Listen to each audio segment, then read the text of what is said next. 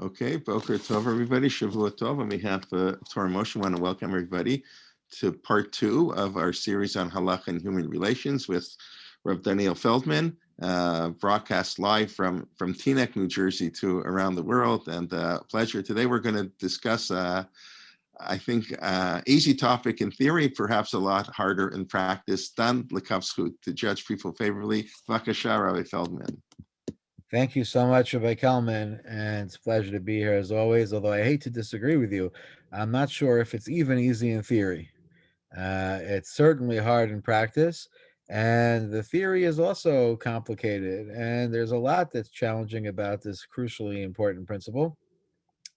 But we'll do our best, and hopefully you will judge me favorably if it's not as clear or as easy as we'd like it to be.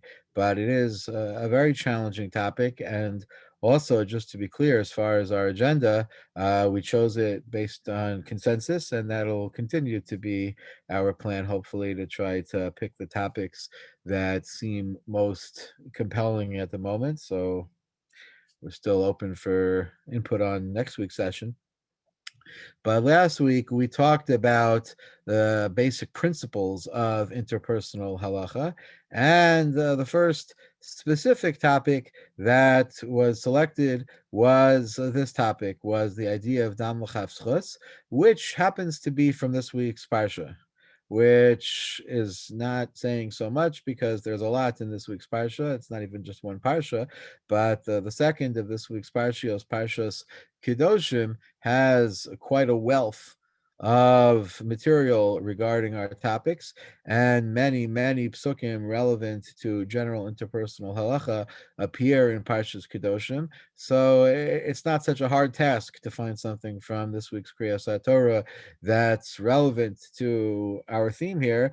Even the pasuk V'ahavta l'reacha kamocha is found in Parshas Kedoshim. So really anything that we would choose in our broader realm and our broader area would have connected to this week's parsha, but certainly that's the case for this pasuk. But just to also broaden it out a little bit, that the issue of Dam L'Chavschus has a lot of overlap with themes of Lashon Hara. And Lashon Hara, we could talk Lashon Hara forever. There's a lot of Lashon Hara to say. There's a lot that is required to understand and to explore about the theme of Lashon Hara. And of course, we're surrounded by Lashon Hara because that also is a directive in Parshas Kedoshim. And it's also the subtext in what we read this past Shabbos in Tazria Mitzorah. Lashon Hara is not explicit, but it is the subtext, the idea that all of the maladies that we read about yesterday morning are the result of speaking Lashon Hara, and the connection between that issue and Dam L'Chavschus is a very strong one. So there'll be some overlap, and maybe we'll also find time to explore in greater detail the other issues that are contained within the subject of Lashon Hara. But first, let's try to focus on this idea specifically of Dam L'Chavschus. So where exactly does this come from? So on the surface, this seems to be a Torah directive because the pasuk tells us in Parshas Kedoshim that b'tzedek tishbot amisecha, that you should judge your fellow, you should judge your friend b'tzedek, in righteousness. Now, that phrase is somewhat vague, and the truth is it yields a number of interpretations. And in Chazal, in various places, we actually find at least 3 different interpretations as to what this pasuk could mean.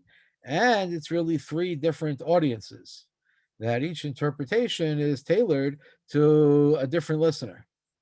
So the most well-known interpretation is our subject for today, the way the Chazal express it in the Mishnah in Pirkei Avos, and also Gemara Masechah Shabbos, Daf Kuf Chav Zayin Amid Beis, that they express this idea of Havedan es chavercha l'chavschus, Havedan es kol adam l'chavschus, that you should judge others favorably, with a balance of favor.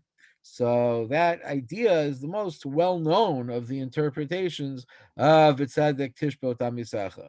What are the other two interpretations? So one is addressed not just to the average individual, but is addressed to dayanim, to rabbinic court judges. I think somebody asked the question last week how much of Pirkei Avos is directed specifically at dayanim. Here, in this case, there's a Mishnah in Pirkei Avos expressing this idea, and some indeed understand that there is a particular reference to Dayanim in the pasuk of B'tzadek Tishbut Amisacha. So the Gemara in Masechah Shavuos and Daf Lamed has a number of interpretations that are all about making sure that if you are in a judicial position, if you are sitting in judgment of others, of one against the other, of litigants, you have to make sure that you are treating them equally and you are treating them fairly, so that you are giving each one equal time to speak and you're not intimidating one over the other, and you're not creating any kind of environment where one feels that they don't really have a fair shake, which will result in them not necessarily being able to express themselves properly. So there's tremendous pressure placed on the shoulders of a dayan to make sure that he's really creating a environment of fairness. So that's another understanding of this pasuk. B'tzedek tishbot amisacha, that when you are judging people, when you are involved in overseeing litigation, do so b'tzedek, do so with justice, and do not favor one side or the other, or even create the appearance of favoring one side or the other, which will end up having that impact. So that's the second audience. The third audience is not necessarily actual sitting judges, but is potential judges. That sometimes you have a scenario where there isn't anyone who is stepping in to help people mediate their disputes. There isn't anyone who is doing what's necessary to make sure that justice is being applied. So therefore, the Torah instructs that if you are such a person, if you are capable, then get up and do it. But tzedek, tishbot amisacha, get up and bring justice to the world and create these environments where there shall be indeed the practice of tzedek. So we have a pasuk which can be read three different ways. Either it's talking to potential judges, telling them to take on the role, or it's talking to actual judges, telling them to judge fairly, or it's talking to all of us and saying that every day in our lives we are dayanim, we are judges, we engage with others in a way that puts us in a position of judging them and assessing them, and we have to do so b'tzedek. We have to do so towards the side of favor. So what exactly is the actual interpretation of this pasuk? Is one of them more important than the other? Are they all equally included in the pasuk? That sometimes happens, that we could have one verse that has multiple applications, or perhaps we can understand it as all an extension of one value, each one in a different realm. So that's subject to various positions. But we know that one way or another, this idea of dam l'chavschos certainly emerges as an obligation. Either it is the primary interpretation of this verse, or it's one of many interpretations, or it is a rabbinic focus. One way or another, we have this obligation of judging others to the balance of favor. Okay, so far so good. Just a little background as far as the Torah text. Now, the question is, if we do assume that we have the obligation to judge others favorably, so then the big question, and part of why it's not even so easy in concept, is what does that mean practically? And there are aspects just of the idea that are very challenging. Because, first of all, first and foremost, what I think worries many people when they hear about this is what about the potential danger in doing so? That if you assume someone is righteous, if you assume someone is harmless, and indeed they are not, so then you could be putting yourself or others at risk. So there's no question that that has to be first and foremost a consideration that is not only balancing this, but sometimes is overriding it, and it could also kind of overwhelm the discussion. So we will hopefully maybe talk about that separately. But there's no question that when there is the potential of harm towards yourself or others, so then we also read in Parshas Kedoshim, Lo samod al dam reacha, that we cannot stand by when there is potential risk to anyone of any degree in any area. So for now, let's just assume that's not what we are dealing with. We're not dealing with a situation of potential risk or harm. That is something that we'll have to eventually address, but so that it shouldn't overwhelm our focus right now, let's assume that that's not what is on the table.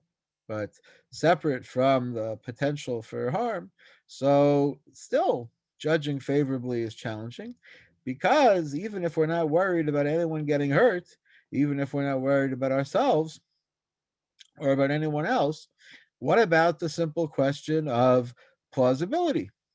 And so to impose a favorable interpretation on whatever we see, if that's indeed what we're talking about, so that's going to sometimes require us to do somersaults in our head that really strain any degree of plausibility. And is that actually what we're supposed to do? Is that actually what halacha requires? That we should really turn ourselves upside down and inside out in order to find a positive interpretation? So presumably not. There's an expression they used to say in Europe that you have to be dam l'chavschus, you don't have to be a fool.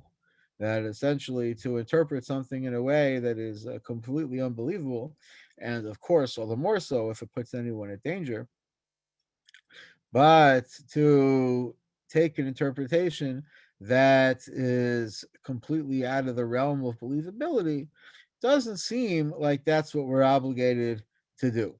Now, one thing that's important to say at the outset is that sometimes what we are able to believe requires a little bit of training, that sometimes we're pretty sure that we have the whole take on everything, and there's actually a lot that we're not appreciating. And this is an experience, I have to say, that even at my age and stage of experience, I have this experience every day, that you think you know the whole picture about something, or you think that you're experienced enough that you can understand all the different possibilities, and you're always surprised by something. So yes, it's true that you don't have to go beyond the range of plausibility, but sometimes there's a lot more we could be doing with our generosity of spirit that just connects to the truth. Sometimes the truth really is a lot less sinister than we think. Sometimes there really are many mitigating factors that we're not necessarily aware of. So it's just important to appreciate that even if we say you don't have to turn yourself upside down and go inside out, but sometimes there's a lot more we could be doing as far as being just fair in our judgment. So, that being said, so what exactly is the obligation? How far are we expected to go with this sense of judgment? So, this was actually codified, that there were among the halachic writers those who set down principles in order to regulate dam l'chavschus. Among them, in the medieval era, among the Rishonim, Rabbi Yonah, in his work Shari Tshuva, it's one of the great ethical texts, one of the great Musar texts. So he laid down guidelines as far as this is concerned. And several hundred years later, in the previous century to us, the Chafetz Chaim in his Sefer on the laws of Lashon Hara, so he also laid out some guiding principles similar to those of Rabbi Yonah and expanding on them a little bit. So there are some codified principles about this, and looking at them, thinking about them a little bit is helpful. So there are different scenarios and different individuals, and of course, not everything is equal. So when we consider what we might be confronted with. So let's say, for example, you have a situation where you have somebody who is known to be righteous, somebody who has a very strong positive reputation, has always done the right thing, is a person of known proper behavior and of known commitment to justice, and has never been suspected otherwise, and does something that is 50-50. He does something that could be interpreted negatively, could also be interpreted positively. Maybe the odds aren't even 50-50. Maybe there's a greater chance of interpretation in a negative way. So does Dan L'Chav apply in that case? So what would you think? If you have somebody who's known to be righteous and he does something could be interpreted either way, so is there an obligation, is there a relevance of Dan L'Chav in that case? So the answer seems to be no. So that's not a situation of Dan L'Chav. Why? We're probably thinking that it is. So the answer is because Dan L'Chav doesn't even enter into that equation.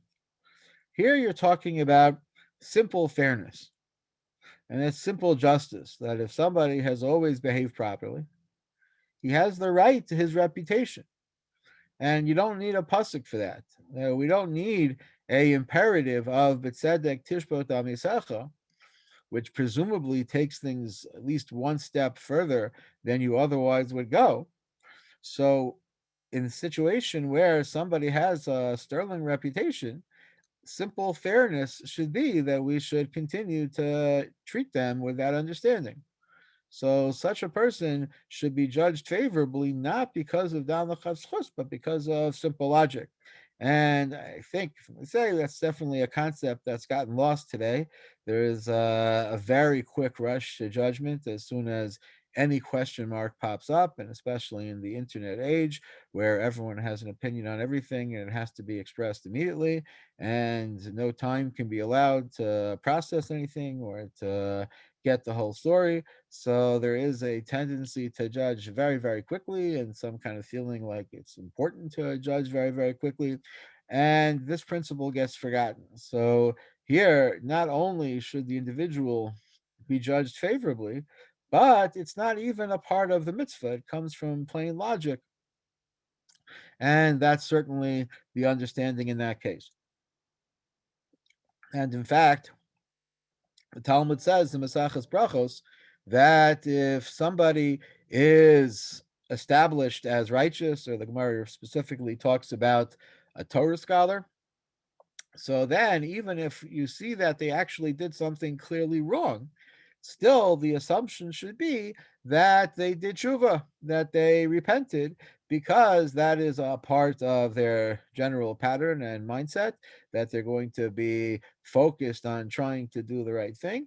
And therefore, just as when we don't know whether something was positive or negative, so the presumption is in such a person that they're behaving properly, so too, even when we know a little bit more about the action that it was negative, there is a presumption, unless we know more, that they would have repented. And again, I feel like I have to keep emphasizing again, it shouldn't be forgotten.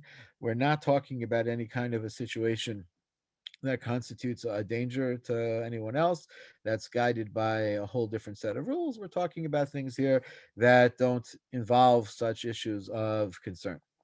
So that's before you get to the halacha of dam l'chavschos. Let's say you have somebody who is not necessarily as outstanding of reputation as what we were just talking about somebody who is more average. So talking about somebody who generally tries to do the right thing, but everyone has their ups and downs, and they do something that we don't know. Again, it's 50-50. Could go either way. So that's more where we have this added impact of a mitzvah of dam l'chavschos. Okay, so then it could have really been a total deadlock as far as what's the more likely interpretation. The power of reputation is not as strong in this case, but could go either way. So that's where the Torah is telling us that the default, that the premise is schos, that the premise is that we should assume innocence. Now, if you have a circumstance where it really seems that the behavior was improper, so then that gets more complex. And on the surface, we don't have an obligation of dam l'chavschos.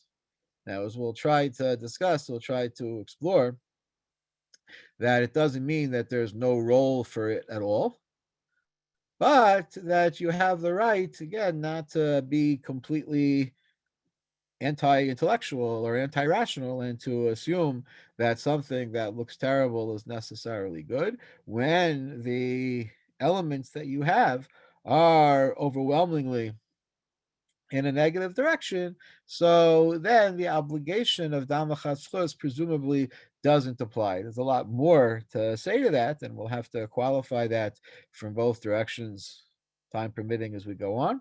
But on the surface, that's not a circumstance where you have a dam l'chatzchus obligation. And of course, as we'll also see, when we talk about dam l'chatzchus, that we're talking about two different aspects. We're talking about the behavior that you are focusing on, and we're also talking about the individual and their relationship to the behavior and their character overall. And that's something also that will emerge as we talk a little bit further. Thank you. I see people are putting questions in chat. So as we know, I don't have always the ability to read them while we're talking. Hopefully we'll have time at the end and I'll be able to look at the chats, but keep them coming and just understand that I haven't necessarily had a chance to read them yet. Okay, so when you have somebody who is of poor reputation and they do something that really we have no reason to assume is any better than their normal behavior. So then, once even more so, it would seem that that's not a situation of dam l'chavschus as an obligation for sure. However, there's still a question to be asked. Assuming that we're not putting anyone at risk, assuming that there isn't any danger involved. Let's say in this last category, for example, you have somebody who has not such a great reputation and is doing something which very likely is simply consistent with their past non-sterling reputation. Everyone agrees there's no obligation of dam l'chavschus. And in order to try to put a positive spin, your intellect will have to run on overtime to try to interpret it positively. In such a situation, granted that you're not obligated, WWCCD, what would the Chafetz Chaim do? So if you aspire to a very high level of accomplishment in the area of dam l'chavschus and interpersonal characteristics and lashon hara and the like, is there even a value? Would you say, okay, listen, the average person, no obligation to interpret this in a favorable manner? It's not reasonable, it's not expected, it's not something that the average person would find within their capacity to do. But let's say you don't want to be the average person. You want to be somebody who is above average in this area. You want to be somebody who really is accomplished in the interpersonal realm and in the mitzvah of dam l'chavschus. So is there a goal even? Is there an aspiration that you would be able to interpret favorably even when all the cards are stacked against it, even when all the elements push in a different direction? Is there any advantage to bringing an attitude of dam l'chavschus to that? Again, assuming that there would be no danger or risk involved in doing so. So that was actually a debate among the Rishonim. There were those who said there's no aspect of dam l'chavschus here at all. It's not an obligation and it's not even a value. While there were others who said, it is still something to strive for. When we say that it's not an obligation, we mean it's not something we can reasonably ask of people. But if you find that it's something you can push yourself to do, so then there is a value to it. So, what is behind that debate? Why is there an argument about this? So, I think the question really revolves around the issue of what is Dam L'Chavschus there for? What is the goal of this mitzvah? What's it meant to accomplish? So there are at least two ways that you can understand it. One is that Dam L'Chavschus is essentially a mitzvah ben Adam L'Chavero.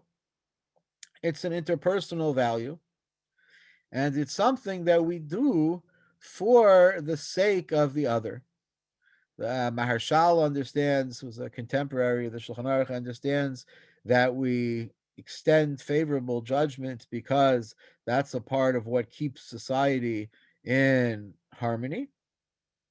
Right? We know that people get very resentful and defensive if others suspect them, and it's something that people feel is very hurtful and can do. I'm sure we all know stories about how unjust suspicion of other people has completely torn a society apart, or a family apart, or a community apart. There's no question that as far as interpersonal relationships and harmony, extending favorable judgment has a major impact, and suspicion has a major negative impact. So, one way to understand this is that it's a mitzvah ben adam l'chavero that both preserves social harmony and is in the spirit of Yahavta l'reacha kamocha. That just as you would want that people should judge you favorably, so too it makes sense that that's how you should treat others. And indeed, one of the great Rishonim, the Sefer Yereim, understands that this idea of not judging others badly is also associated with the prohibition, also in Parshas Kedoshim, of not hating others in your heart, and a parallel to the Ahavta l'reacha kamocha. And one of the great later commentaries, the Haksava HaKabbalah, has an interpretation that we'll probably come back to because it'll be relevant in many other contexts. That we say the ahavta l'reacha kamocha, that you should love your friend as yourself. So there's a lot to try to figure out. What does that mean, as yourself? It's also an idea that's not easy in practice or in theory, because what does it mean to love someone else as yourself to the same degree as yourself? And here, the Haksava HaKabbalah, Rabbi Yaakov Tzvi Mecklenburg, suggests that it means that when it comes to someone else, so we can be very harsh in judgment and assessing the facts of a situation. But if we're in that same situation, we can always find a way to interpret it positively. So he suggests that it means v'ahavta l'reacha kamocha, that just like you love yourself so much that you can find a positive way to spin whatever it is that you do, so you could extend that same spirit to others. There is a notion, it's called the fundamental attribution error, that characterizes the idea that when we try to interpret somebody else's behavior, so we often take whatever we perceive as reflective of their entire character, whatever it is we're looking at, that represents who they are. While if I'm in the same situation, so I see it as more circumstance defined, just because whatever's going on, it's not who I am.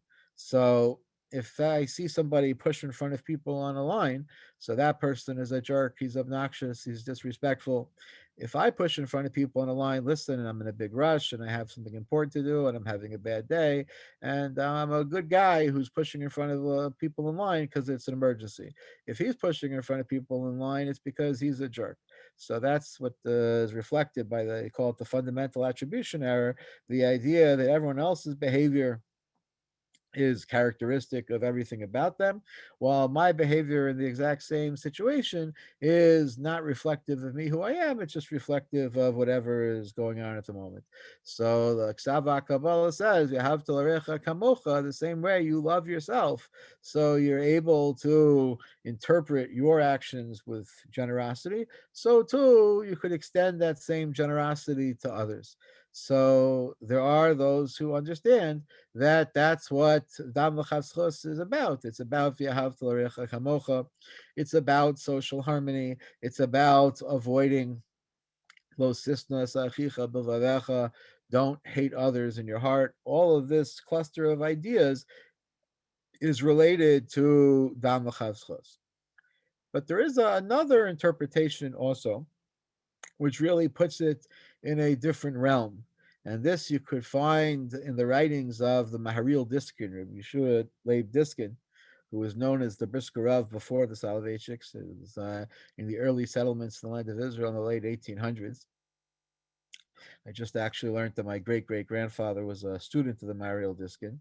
So the Maharil Diskin has in his responsa, he has a brief explanation of a different angle on Dan L'Chavschos. And he understands it essentially to connect to positive peer pressure, that people feel a obligation to conform to what they believe is the standard around them. So if they believe that the baseline of behavior, that people around them are generally good people who try to be honest and try to be charitable and try to be friendly and try to do the right thing, so then they will feel that they also have to strive for that.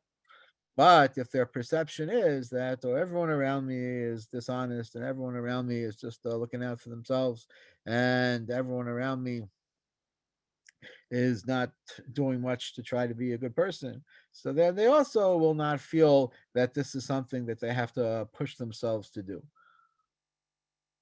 So for that purpose, says the Torah, as the Mariel Diskin understood it, that B'tzedek tishbot amisacha, that your friend, your fellow, your neighbor, you should assume that they are striving for a high standard in life, whether or not they always succeed, but at least that's what they are looking for. And that is something that we should strive for as well. And in the same spirit, so the Meiri, who is one of the Rishonim, but his writings were often only discovered later, so sometimes he says things that the later sources also say, but they didn't know about it. So the Meiri has a similar understanding. The Meiri wrote that somebody who does not extend generous judgment to people around him in general will simply lose respect for society. And he's not going to be able to be influenced positively by society because he has such a negative and perhaps a cynical spin on how they behave. So this is in the same spirit of what Maharal Diskin says, that the idea of being Gam L'Chavschus in that sense is not so much a mitzvah ben adam l'chaveiro, really. It's not something that we're doing for others. It's something that we do for ourselves so that we should be able to hold ourselves to a higher standard because we believe that that's what's happening overall. And that also would impact a point that we'll talk about a little bit more. You know, the question of, if you don't see this as necessarily a mitzvah ben adam l'chavero, so there are a number of ramifications that we'll try to talk about in the next few minutes. But one of the major ones that emerges from these two understandings is, how much is it up to the victim, so to speak, the person who's being judged? So let's say this person doesn't care how they're being perceived.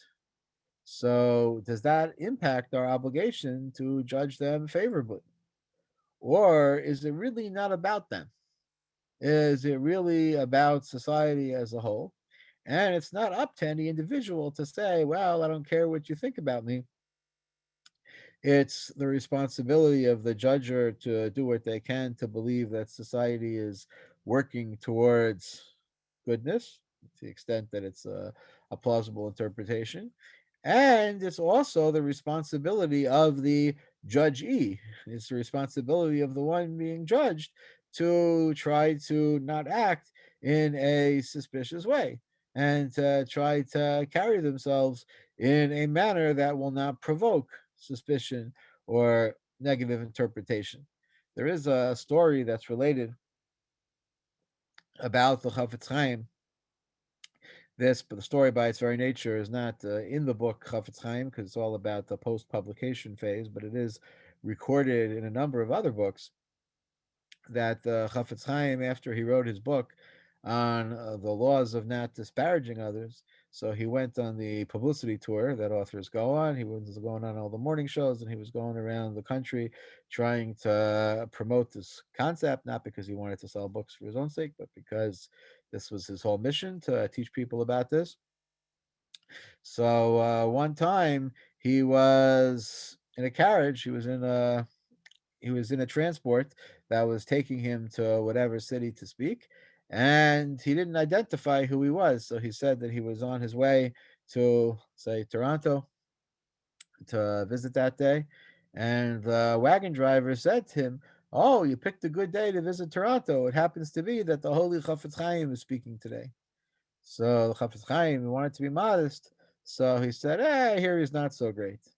So the driver was so incensed that this nameless passenger would be disrespectful to the holy Chafetz Chaim, he couldn't tolerate any such umbrage to the Chafetz Chaim in his wagon, so he chucked the Chafetz Chaim out of his wagon. So the story, as it goes, is that the Chafetz Chaim said after that he learned from this story that you shouldn't speak lashon hara even about yourself. That you think it's only a problem speaking about others, even about yourself, you shouldn't speak in a negative fashion. And it's related that when Rav Soloveitchik heard that story, that he responded that I don't need that story. I know that already from the Torah, because the Torah tells us the v'yusim nikiyim, that you should strive to maintain a clean reputation. And it's the whole discussion what exactly is behind that idea of a clean reputation. But a part of it is that you have a responsibility not only to yourself but to society as a whole. So it's one thing if you think, well, I don't care what people think of me, it doesn't matter. So the halacha says it does matter that you play a role in maintaining a standard for society. And even if you know between you and God you're doing the right thing, so that's certainly the first priority. Most important is to do what's right between you and God, even if people don't perceive it that way. But it is also important that it, yes, be perceived that way. It's important that the perception be positive as well, because it has an impact on how society regulates itself and where it sets its benchmarks. So that's a crucially important point. And as far as Dam L'Chatzchus is concerned, so it goes to this question: why are we engaging in this kind of positive judgment? Is it as a chesed to the judgee? Is it something we're doing so that they will coexist harmoniously with us? Or is it something that we do for the sake of society and it doesn't even matter whether they care or not? So this could have ramifications in a number of other ways. So, first of all, one question to ask is this obligation of Dam L'Chavschos, is it about thought? Is this a thought regulation? Or is it about behavior? Are we saying that you should treat people as if you judge them favorably, but we don't really care about what you are thinking as long as it doesn't express itself? Or are we saying more than that, that this is actually something that addresses how you think? So that actually could be affected by a number of considerations, but it also seems to connect to this question that if it's about not disrupting society and not creating a disharmony, so then really it's all about your behavior. How do you treat the other people? Whatever you happen to be thinking about them doesn't necessarily matter as long as it doesn't come across, as long as you treat them still in a pleasant fashion. But if the idea is that it's about setting a standard for yourself and believing that society as a whole is striving to be good and you should as well, So then it's not just about what is expressed, it's also about how you think. And again, that's going to be bounded by what's rationally possible. You have limited control over your thought process, but not zero control. Maybe that's something we'll have the opportunity to talk about a little bit more. And therefore, that would be relevant to this as well. It's also a discussion some of the Sfarim have. What if the person who you are judging is not alive anymore? So they're not necessarily around. Related to the question of what's expressed, if they're not going to be impacted, if they're not going to be able to get upset at your judgment of them because they're not there to experience it, to know about it, does that matter? Or do we say, again, it's not about them, but it's about your own push to adhere to a higher standard, in which case that would make more of a difference. Now, this also goes to the question of how far do you have to extend yourself and how much gymnastics do you have to do in order to fulfill this. So this idea of WWCCD, what would the Chafetz Chaim do? So even in circumstances where you're not obligated, where the facts really make it difficult, so is there still a value of doing this? So that also has two different directions to consider it from. So on the one hand, again, emphasizing that there must be no harm or risk involved for anyone else. So if you are able to put a positive spin with great creativity and open mindedness, so it would seem like that has value really from both perspectives, that it is something that people appreciate, and therefore you will make a positive contribution to harmony. And also, you'll preserve for yourself the belief that there is a general desire to do good and to commit in that direction. And you will hopefully also preserve that attitude for your own goals. But there's also other aspects of it that push in a different direction. So if you have somebody who really seems to have a negative direction in life, a negative reputation, and engages in behavior that is unsavory and questionable. So then maybe, yes, if you extend generosity of judgment, you will do even more to create a harmonious society, and maybe you'll be able to impact favorably on this person, and that's something which has tremendous value. But as far as societal standards, it would seem like that would push in a different direction, because the Mario Diskin's idea that you want to believe that the baseline person, that the average person in society is striving for something good, so you will push yourself that way as well. So that's true about somebody who is the average member of society. But if somebody is known to be of negative character, so then there could be a danger in taking too generous of an attitude to what they do, because once we already perceive them as somebody whose behavior is not so admirable, so then the risk is that you'll come to imitate this non admirable behavior. So then that becomes something that one really wouldn't want to do. And the question of WWCCD might be that he would not extend generous judgment in such circumstance. Okay, so those are some ramifications that address this basic question of what it's about. There are a couple of other ramifications also. For example, what if we're talking about something that's not necessarily about righteousness and it's not necessarily about social standards, but it's something that really is more just about how it impacts relations? So, for example, let's say you invite somebody to your party and he says, "Oh, I can't come." So you can interpret that as he just doesn't care about you, or you can interpret it that he really has some pressing issue in his life that doesn't allow him to come. So it's not really about tzedek and social standards there. It's not really about righteousness. But as far as relationships, so being able to take the less offensive interpretation would impact how you relate. So if the goal is harmonious relationships and v'ahavta l'orecha kamocha, so then it would extend even to things that are outside the moral realm. But if it's more about social standards, so then it wouldn't necessarily extend to things such as that. There are other such ramifications. What if you're looking at a certain action and it's not associated with any one individual? You don't know who it is who did it, but the question is just how to interpret the action in and of itself. So there, you're not harming anyone by taking a negative interpretation. You don't know who it is who's connected with it. But as far as social standards, so then that may indeed have a negative impact.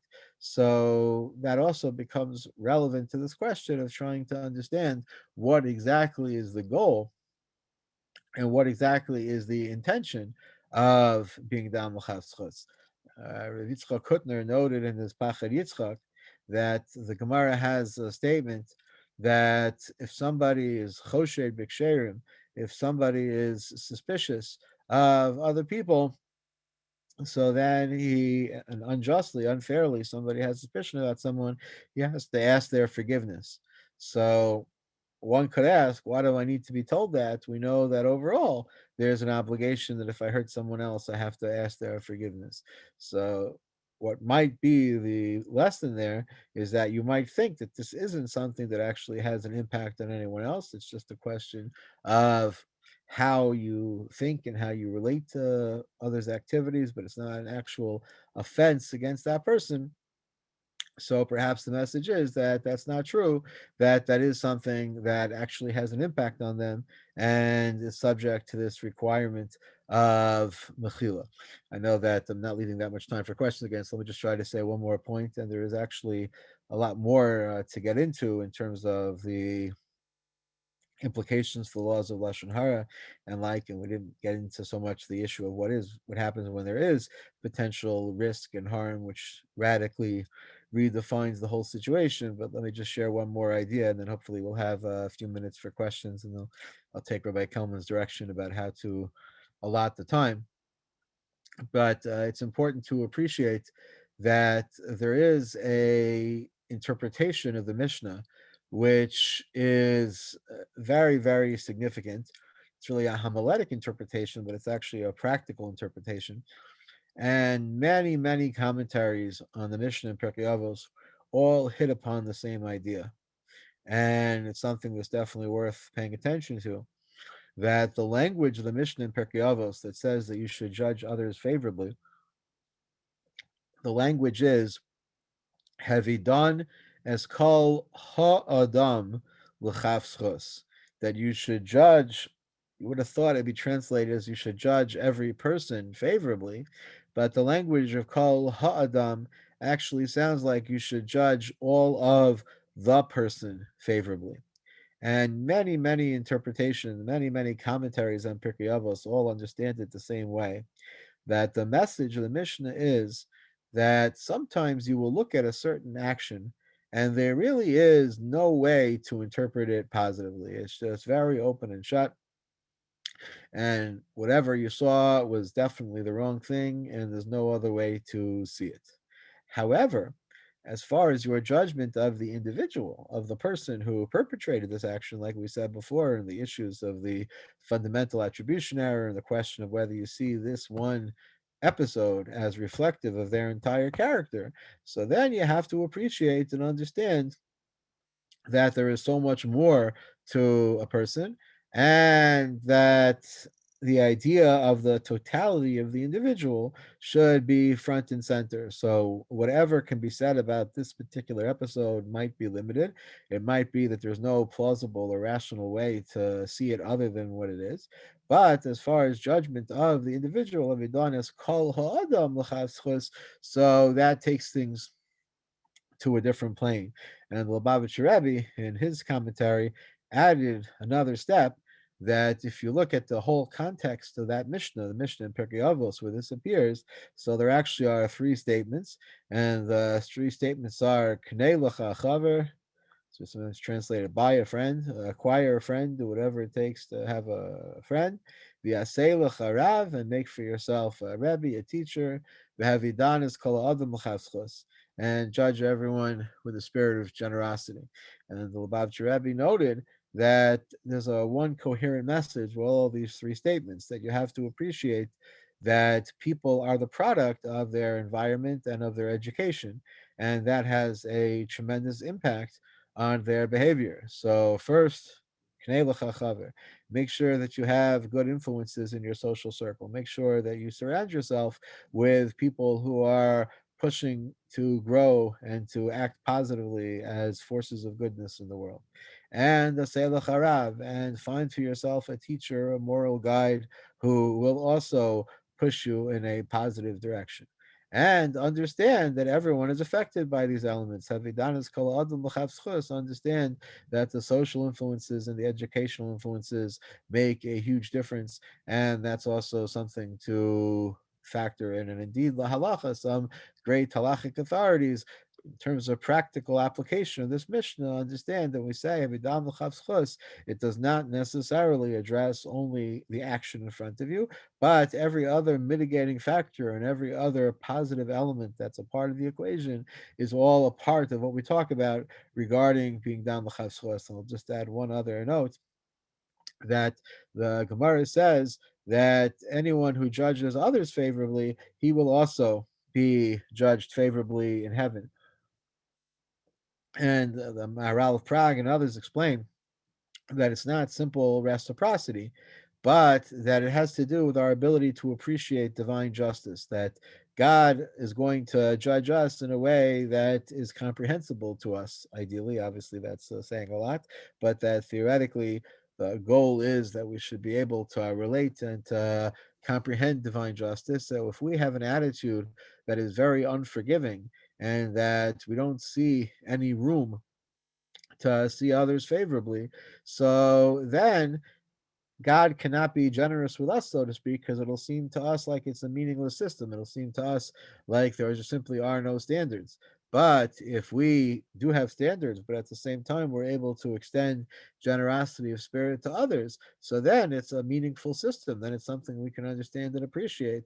And then there's room for God to evaluate us the same way, and it will be understood and accepted by us as a part of the rubric of justice as well. So that's a big part of what we strive for. And I know I've only left a few minutes left, so Rabbi Feldman, please guide us. Okay, thank you. No, you can answer the question. You want me to read you the questions? After you can. I'm sorry, I haven't had a chance. Sure. No, I got you. Okay.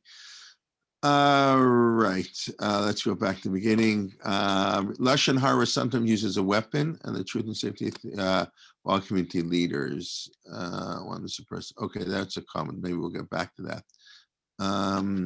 Okay, other comments. How would halachic credit scoring systems and hiring? Okay, hold on. I don't understand the question. I'm sorry. iPad. Dan the kapslut. How would a halachic credit scoring system, prompt bill payments or not, payback credit on hiring, especially references, tourist guards and good neighbors may still be bad risk, means found behind closed doors? What would such a system look like? I assume the question is, and this relates to Lashon Hara, you asked for a reference. All these things where, it's very nice, but like I'm hiring somebody I need. Don't give me, double kanskut. What's the reality? Yeah, so this whole element we didn't even get to even address yet. So I wonder, by how much should that be next week's topic about the balance, the Toelis balance, we call it in Hilchos Lashon Hara, and how exactly we weigh one against the other? I'm fine with that. Oh, there are a couple other suggestions. We can talk about that afterwards, or people can throw the in. question deserves a lot of head-on attention because it's not a simple issue at all. Okay, we'll leave that for now. Okay, David Eisen from Beit Shemesh pointing out a cute thing. His cynical high school Rebbe said that the girsa is not that he's Vadai Asa Tshuva. I assume you had the same cynical high school Rebbe? I didn't have that Rebbe. But you can even interpret that non-cynically. The idea being that the language of the Gemara is if you see a Talmid Chacham does Avera al Tahara Acharav Bayom, you shouldn't suspect him the next day.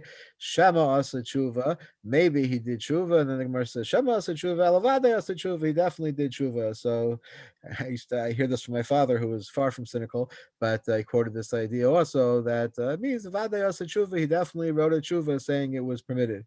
So you could take that cynically, or we could take that as also aspirational, that hopefully everyone at least tries to find the framing of their own actions that makes it justifiable. And we could also try to pursue that and try to see what it is, which is itself something to keep in mind, both the kula and the chumrah. That basically very few people do things that they themselves do not find to be justifiable, and that there usually is some approach, everybody could write a explanation of why what they do is proper, and that has implications in both directions, that both in terms of that we can try to tap into that and try to figure out what the justification is and see how much it's something that we can relate to.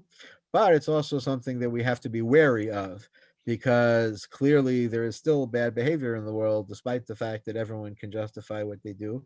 And so, therefore, we have to be even more sensitive to what might be unjust rationalizations and the fact that they clearly exist, and that the mentality that we sometimes have, which is a whole other discussion, that the only thing we care about is whether a person is consistent to their own standards. I think it's a very misguided goal. That the first question is, are the standards correct?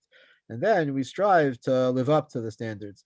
But the idea that all we care about is whatever people hold for themselves they should live up to, I think it's actually a misguided concern. So here, this cuts in both directions, that whatever the justification is, it might be valuable for us to try to tap into that and see if it's something we can incorporate into our generous judgment. But also the fact that everyone can write for themselves the tshuva is something to be wary of, and to recognize that that's not the end of the story. Okay, and perhaps last question, very important question, applying this principle vis-a-vis non-Jews and the potential contradiction, but does it apply to non-Jews? So, that it's a complex question, and maybe we'll also get into that a little bit in the area of lashon hara. So you have to, in general, have a nuanced understanding of what we're talking about. So we're talking, to whatever extent we're talking about basic fairness. So basic fairness should be applied to everyone, and to whatever extent that's what we're talking about. So to it's important to keep that in mind, and to try to allow that to guide your behavior really with everyone. And that's something that's also going to come up if we get into the details of lashon hara as well. Now, when there is a certain presumption, so it's not really fair to talk categorically. So the average person who you don't know what their connections are, what their values are, so then it's not fair to say there should be a judgment of schus if we have no knowledge of them at all. But when they at least have a stated association with a value system, so it doesn't mean exclusively Jews, but it may depend on whatever system we're talking about. That also plays a role in the judgment, and that's also something which legitimately contributes to how this process plays out. That's a kind of a brief answer, a lot more to say about that, but that's just a little bit of a opening approach. All right, just to let you know, we can discuss, but the two requests that were sent to me about what future subjects was, one unrelated really to this, about endangering one's health to save the life of, I guess, a fellow Jew and a non-Jew. Donations, organ donations, etc. There's many ideas. One on also from this week's Parsha, of course, rebuking one's person, and I guess that could also apply to non-Jews, etc. So, okay, we can discuss what we want to do. There's a lot to do. Ben Adam Lechavero is a broad field. We won't get to everything, but it's really, Rabbi Feldman can give on any of these topics and more. So just let us know, and we'll run a democracy here, and the most votes wins. Okay. Otherwise, we'll choose on our own, which often is the best system. Yes. If I may say that. People, we just It's tell own them this is topic. what we're doing. Okay. All right. Thank you very much. Just let everybody know 15 minutes. Rabbi Leiptag will be on the same Zoom channel. Everybody's welcome. Preparing for Har Sinai, climbing Mount Sinai. Preparation, Rabbi Feldman. Have a wonderful week. All the best. And okay, we'll take a little bit of a break and we'll see you. You don't have to go anywhere. You can turn off your camera, go for a walk. If maybe in Canada, not so simple in Ontario anymore, but whatever, in your backyard, you can go for a walk and we'll see you all soon, please God. Okay, thank you. Bye-bye.